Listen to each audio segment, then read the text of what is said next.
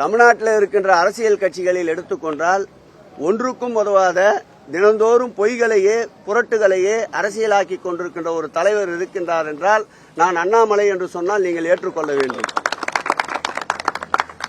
இந்து சமய அறநிலையத்துறை தான் அதனுடைய வரலாற்றிலேயே ஒரு காலத்தில் 10,000 பேர் தைப்பூசத்திற்கு கூடுகின்ற நிலை இருந்து இன்றைக்கு ஒரு நாளைக்கு 20 லட்சம் பேர், ஒரு நாளைக்கு 2 லட்சம் பேர் மக்கள் திரண்டு வருகின்றார்கள்.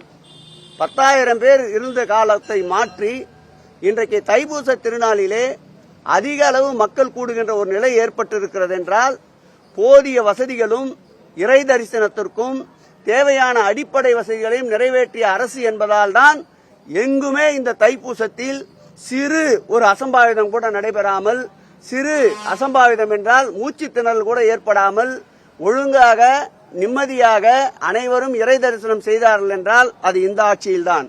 அண்ணாமலை கூறியது போல் கடந்த காலம் வேண்டுமென்றால் அப்படி இருந்திருக்கலாம். பழனியை பொறுத்தளவில் இன்றைக்கு 96 கோடி ரூபாய் செலவிலே முதல் மாஸ்டர் பிளான் பணிகள் நடந்து கொண்டிருக்கின்றன.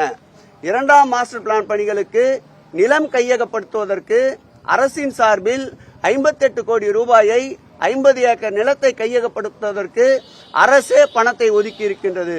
இரண்டாவது மாஸ்டர் பிளான் 136 கோடி ரூபாய் செலவிலே தயார் செய்யப்பட்டு வருகின்றன. திருச்செந்தூரை எடுத்துக்கொண்டால் 450 கோடி ரூபாய் செலவில் இன்றைக்கு திருப்பணிகள் மேற்கொள்ளப்பட்டு வருகின்றன. அதில் ஒரு பகுதியாக விற்பனை சீட்டு வழங்குகின்ற மண்டபம், அட்மினிஸ்ட்ரேஷன் பிளாக் போன்றவை நாளைய தினம் மாண்புமிகு தமிழக முதல்வர் 20 கோடி ரூபாய் செலவிலே முடிக்கப்பட்ட பணிகளை நாளைக்கு மக்கள் பயன்பாட்டிற்கு ஒப்படைக்கின்றார். இப்படி நாளொரு மேனி பொழுதொரு வண்ணமாக திருக்கோயிலுடைய வளர்ச்சி எப்படி அடைந்து கொண்டிருக்கின்றதோ அதுபோல் பக்தர்களுடைய எண்ணிக்கையினுடைய வளர்ச்சியும் கூடிக்கொண்டே இருக்கின்றது. அந்த பக்தர்களுடைய தேவையை முழுமையாக நிறைவேற்றுகின்ற ஒரு அரசு இந்த அரசு. ஆன்மீகத்தில் தலையிட்டு அரசியலாக்க நினைக்கின்ற அண்ணாமலையின் கபட நாடகம் தமிழகத்திலே எடுபடாது. மாண்புமிகு தமிழக முதல்வர் உள்ளவரை அவருடைய கனவு பகல் கனவாகத்தான் முடியும்.